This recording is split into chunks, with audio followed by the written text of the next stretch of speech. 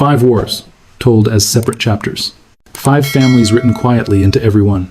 And the same financial ending, every single time. This isn't a story about military brilliance. It isn't about defending freedom or spreading democracy. It's a story about systems, and systems don't operate on emotion. Each war begins with urgency. Deadlines collapse, oversight weakens, spending accelerates. And behind the language of necessity, contracts lock into place long before the first shot is fired. Across American history, this pattern has never broken.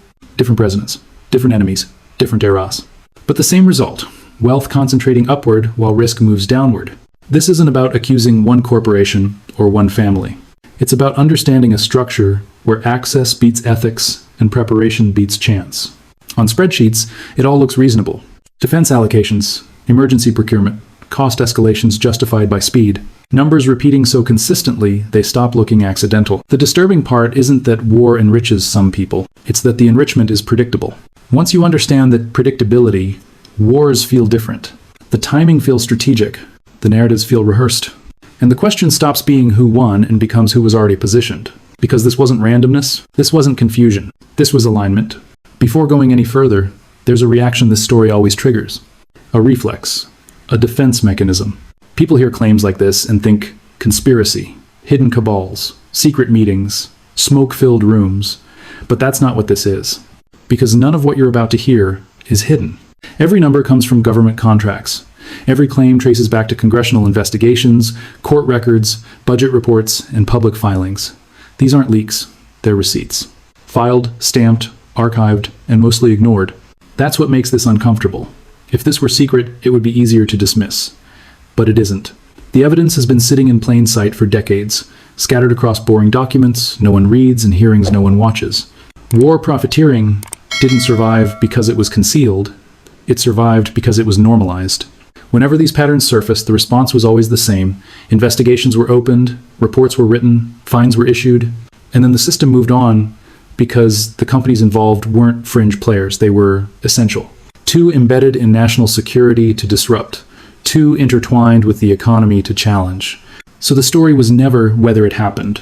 That was already proven. The story was whether anyone would connect the dots. This isn't about accusing individuals in dark rooms, it's about tracing incentives in daylight.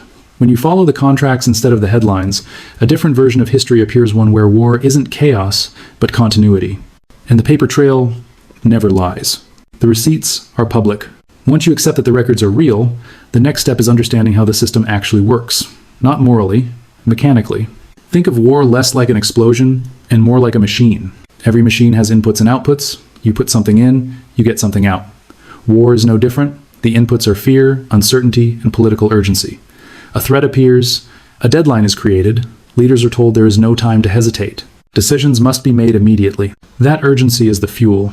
When governments feel pressure, normal rules break down, competitive bidding disappears, oversight weakens, speed becomes more important than efficiency. And into that moment step companies that are already positioned, already connected, already approved. The output is predictable, contracts are awarded, budgets expand, risk is transferred away from private companies and absorbed by the public. One of the most common tools is something called a cost-plus contract. It sounds technical, but it's simple.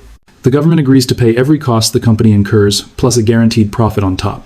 In any normal business, higher costs mean failure.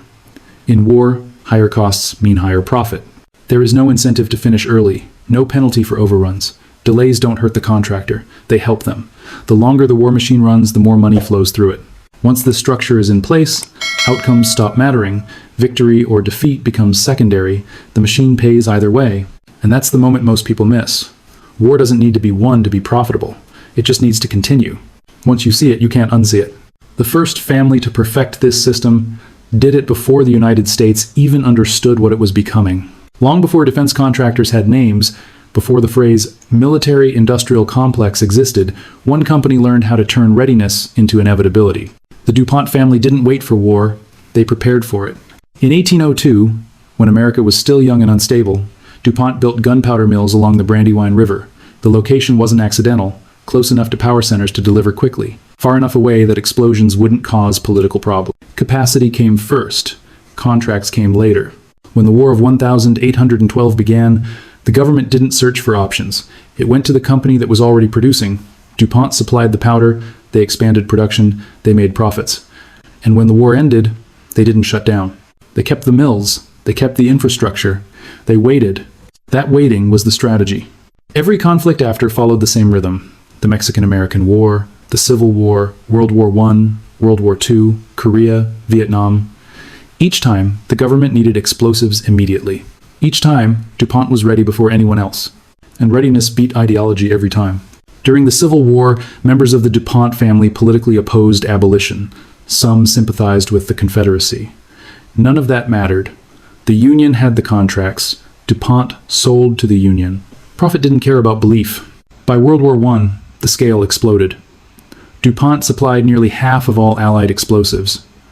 Profits didn't just grow, they multiplied. And when the war ended, the money didn't go back to the public. It was reinvested. Chemicals, plastics, materials. A peacetime empire built with wartime cash. War didn't make DuPont rich once. It taught them how to stay rich forever. War doesn't reward belief. It rewards preparation. Once a company delivers in one war, it stops being just a supplier. It becomes a reference point. Governments remember who showed up when everything was urgent and nothing could fail. In peacetime, officials talk about competition and efficiency. In wartime, they talk about reliability, and reliability almost always means familiarity. When the next conflict begins, there isn't time to experiment. No one wants to test a new supplier while soldiers are already deploying, so the government goes back to the same names, the same companies, the same contracts. What started as a single emergency decision turns into a permanent advantage. This is how preferred suppliers are born. Once you're inside that circle, you don't compete the way normal businesses do. You're no longer bidding to win, you're bidding to confirm. The paperwork still exists, but the outcome is mostly decided before the ink dries. New competitors can underbid, innovate, even outperform, and still lose. Because wars aren't won by lowest cost. They're won by whoever is already trusted. And that trust compounds. Factories built for one war don't disappear after peace. They sit ready, skilled workers stay employed, political relationships deepen. So when the next crisis arrives, these companies can say something no one else can. We're already producing. That sentence is worth billions. Every successful delivery makes the next contract easier. Every contract makes the company more essential, and eventually the idea of replacing them feels dangerous, risky, unpatriotic. This is how temporary emergency decisions quietly turn into permanent monopolies, not by law, by habit. Winning once doesn't just mean winning that war. It means being first in line for the next one. Winning once means winning forever. By the time war reached the industrial age, explosives were no longer enough. Armies could fight without gunpowder, they couldn't move without fuel. And no family understood that sooner or exploited it more completely than the Rockefellers. Oil didn't just power factories. It powered ships, trucks, tanks, planes. It determined how far an army could advance and how long it could stay there. Control the fuel, and you controlled the pace of war itself. John D. Rockefeller built Standard Oil into something far beyond a company. By the late 19th century, it controlled nearly everything that mattered in energy, refining, distribution, pricing. When the U.S. Navy began shifting from coal to oil, Standard Oil quietly became a strategic asset. The Spanish-American War was short, but it proved the point. Modern navies ran on petroleum. Wars could no longer be fought without it. From that moment on, every major conflict required oil at an industrial scale. World War I made the dependency absolute. Trucks replaced horses, tanks crossed battlefields, aircraft filled the skies, and every one of them burned fuel. Rockefeller companies supplied oil to the United States and its allies, but that wasn't the whole story. Through subsidiaries and foreign partners, Rockefeller-linked companies also sold oil to America's enemies. Different corporate entities, different flags, same profit stream, legal, documented, profitable. This wasn't betrayal, it was structure. After antitrust laws broke Standard Oil into pieces, the monopoly didn't vanish. It multiplied. Exxon, Mobil, Chevron. Different names. Same control, same families, same influence. War after war, oil contracts flowed, guaranteed demand, guaranteed government payment, guaranteed profit. And when investigations surfaced trading with adversaries, sharing patents, extending conflicts, they quietly ended. The military needed the fuel. Accountability became optional. By the time the public caught on, the wealth was already locked in. Oil money diversified into banks, real estate, universities, foundations. The war profits were buried under respectability. Wars run on fuel, and fuel never asks who's fighting. By this point, a pattern should feel familiar. Every time scrutiny appears, it runs into the same wall. Not denial, not outrage, necessity. When companies become essential to national security, the rules change. Investigations don't end with accountability, they end with silence. Because punishing a supplier in the middle of a conflict feels dangerous, risky, even unpatriotic. That's how national security turns into a shield. Again and again, congressional committees uncovered overcharging, price fixing, conflicts of interest. Reports were written, headlines appeared briefly, and then the consequences stopped short of anything that might disrupt the flow of war. Fines were paid, not prison sentences. Settlements were reached, not admissions of guilt. Contracts continued, often expanded. The logic was always the same. These companies were too important to lose. The military depended on them. The economy relied on their factories and workers. Lawmakers needed the jobs in their districts. Accountability became a threat to stability, so wrongdoing was treated as a cost of doing business, a line item, something to be absorbed and moved past. When fines are smaller than profits, they stop being punishments. They become fees. And this protection compounds just like profit does. Once a company survives one investigation without consequence, it sends a signal, not just to itself, but to everyone watching. Push the limits. The system will bend. The worst outcome is a fine that barely dents revenue. That's when power becomes self-reinforcing.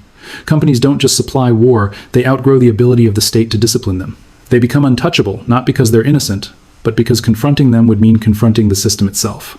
Too big to fail wasn't strong enough. They became too vital to jail. Weapons and fuel get the attention, but none of it moves without money.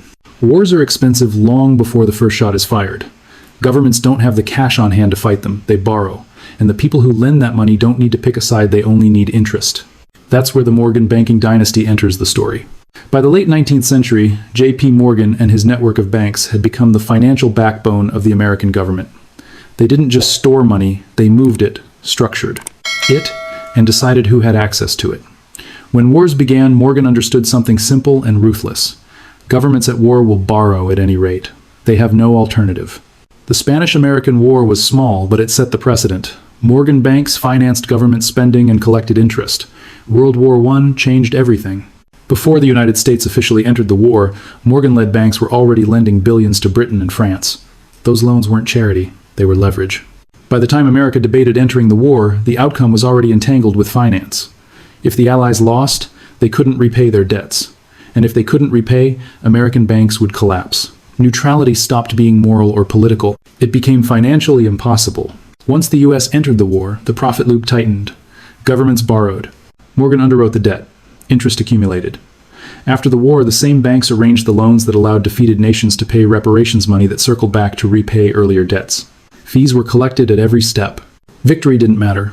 Defeat didn't matter. Debt always paid. World War II followed the same logic. War bonds, treasury issuance, reconstruction financing. And when the Cold War began, the lending never stopped. Different conflicts, same mechanism. Wars don't need belief. They need loans. There's a moment in every conflict where debate quietly ends. Not because everyone agrees, but because too much money is already on the table. Once governments borrow at scale, war stops being a question of policy and becomes a question of protection. Financial exposure creates its own gravity. The deeper the debt, the narrower the choices. At first, leaders talk about diplomacy, sanctions, negotiations, time. But behind those conversations, balances are shifting, loans are issued, factories ramp up, supply chains lock in. Entire industries begin depending on the continuation of conflict. And suddenly, peace isn't neutral anymore. Peace becomes expensive. If a war ends too early, contracts are cut short. Loans go unpaid, factories idle, jobs disappear, markets react. The cost of stopping starts to look higher than the cost of continuing. That's the pivot point, the moment when war stops being driven by threat and starts being driven by exposure. At that point, decisions feel inevitable. Leaders talk about obligation, stability, credibility. But what they're really protecting is a web of financial commitments that can't survive a sudden end. This is how wars outlive their original reasons. What began as a response to danger becomes a mechanism for avoiding collapse. Ending the conflict would trigger losses too large to absorb, so the war continues. Not because it's being won, not because it's just, but because stopping would break too many balance sheets at once. This is the moment no history book highlights, the moment when war becomes the least costly option for those in power. At a certain point, peace costs more than war. Once war reaches that stage, the next winners are already waiting. Because modern wars aren't fought with stockpiles, They're fought with systems, aircraft, missiles, surveillance platforms so complex that once you start building them, you can't stop. That's where Lockheed enters. Lockheed didn't become powerful by building the best weapons, it became powerful by building weapons that couldn't be abandoned. From the beginning, the strategy was simple. Underestimate the cost, win the contract, and once billions are spent, make cancellation politically impossible. During World War II, aircraft became decisive. Fighters, bombers, transports, all essential. Lockheed delivered. And when the war ended, instead of shrinking, it adapted. Cold War fear replaced hot war urgency. New enemies, new technologies, new contracts. But the real innovation wasn't engineering, it was politics. Lockheed learned to spread production across congressional districts. Factories here, suppliers there, thousands of jobs tied to a single program. That way, canceling a weapons system didn't just mean canceling a contract, it meant canceling livelihoods in dozens of states. Senators didn't need to be bribed. They were structurally invested. Then came cost overruns. Projects ran late, budgets exploded, estimates quietly doubled, then tripled. In any normal industry, that would mean failure. In defense contracting, it meant leverage. Once the government had already invested billions, walking away became unthinkable. The sunk costs were too high, the embarrassment too great. So the Pentagon paid, over and over again. Cost-plus contracts guaranteed profit no matter how inefficient the process became. Delays increased revenue, complexity protected margins, and every investigation ended the same way: fines, settlements, no jail time, contracts renewed. Lockheed perfected a system where failure paid better than success. You can't cancel a weapon that employs a nation. From the outside, it looks like a market. Multiple companies, bids, committees, regulations. The language of competition is everywhere. But defense contracting doesn't behave like a real market because real markets punish failure. War does the opposite. In a normal industry, if you miss deadlines, blow past budgets, or deliver a flawed product, you lose customers. In war, urgency rewrites the rules. Deadlines become flexible. Budgets become suggestions. And failure is explained away as complexity. There's always a reason. The technology was unprecedented. The threat evolved. The battlefield changed. And because national security is at stake, no one wants to be the person who stopped funding a program that might be needed tomorrow. So competition becomes theater. New companies rarely break in, not because they're incapable, but because they can't promise what the incumbents can. Continuity. The existing contractors already have clearances, factories, political relationships, and decades of trust built under crisis. Challenging them feels like gambling with safety. And when a contractor fails spectacularly, the response isn't removal, it's reinforcement. More money to fix the problem, more time to complete the system, more contracts to stabilize the supplier. The incentives are upside down. Efficiency doesn't win. Speed doesn't win. Even quality doesn't always win. What wins is entanglement. The deeper a company is woven into the military, the harder it is to replace. At a certain point, the government isn't buying a product anymore. It's maintaining a dependency. That's why the same names keep appearing decade after decade, not because they're unbeatable, but because the system makes replacing them feel dangerous. In war, inefficiency pays. The most profitable part of war isn't always the fighting. It's everything that happens around it. Armies don't just need weapons, they need bases, roads, airfields, food, fuel, power, water, waste removal, constant movement of people and supplies through hostile territory. And every one of those needs turns into a contract. That's where Halliburton built its empire. Halliburton understood early that wars create chaos and chaos kills competition. When troops are deploying and timelines are measured in days, not months, governments don't open bidding processes. They call the companies that can move immediately. The ones with equipment, logistics, networks, and political access already in place. From World War II onward, Halliburton specialized in speed, build fast, deliver fast, bill later. Bases rose in deserts almost overnight, ports were expanded, airfields carved out of nothing, and almost all of it was done under no-bid, cost-plus contracts, which meant risk didn't exist. Every expense was reimbursed. Every delay was paid. Every mistake was profitable. If costs doubled, revenue doubled. And when auditors raised concerns, the explanation was always the same: war zones are unpredictable. Vietnam took this model to scale. Through subsidiaries, Halliburton built infrastructure across South Asia. Roads, camps, supply hubs. Political relationships deepened. Donations flowed. And when leadership rotated between government and corporate offices, the contracts followed. By the time the War on Terror began, the system was perfected. Halliburton wasn't just supporting war, it was embedded inside it, feeding troops, transporting fuel, managing logistics so complex that replacing them mid-conflict felt impossible. And when waste and overbilling were exposed, nothing stopped. Fines were absorbed. Payments continued. The war needed support. The fighting could end, but the rebuilding never did. The war never ends if rebuilding never stops. By now, the individual stories start to blur together. Different industries, different centuries, different names. But the mechanics never change. This is where everything collapses into a single structure. Strip away the personalities and what's left is a blueprint, a repeatable system refined over generations. Step 1 always comes before the war. Position early. Build capacity in peacetime. Become essential before anyone knows they'll need you. Step 2 happens the moment conflict begins. Secure the first contract. Urgency replaces oversight. Speed replaces scrutiny. Once you're inside, everyone else is locked out. Step 3 removes risk entirely. Cost plus pricing guarantees profit no matter what happens. Delays, overruns, mistakes all reimbursed. The public absorbs the downside. The contractor keeps the upside. Step 4 is where profits accelerate. Budgets inflate. Timelines stretch. Complexity multiplies. What looks like incompetence is often incentive. The more expensive the project becomes, the more valuable it is to the company running it. Step 5 locks the system in place. Regulators retire into industry. Generals become executives. Officials who once approved contracts now benefit from them. The revolving door ensures continuity.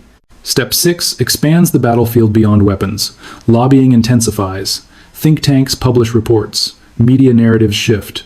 War becomes framed as necessity, hesitation as weakness. The environment is shaped so conflict feels inevitable. And Step 7 ensures the money outlives the war. Profits are diversified into civilian industries, real estate, finance, philanthropy.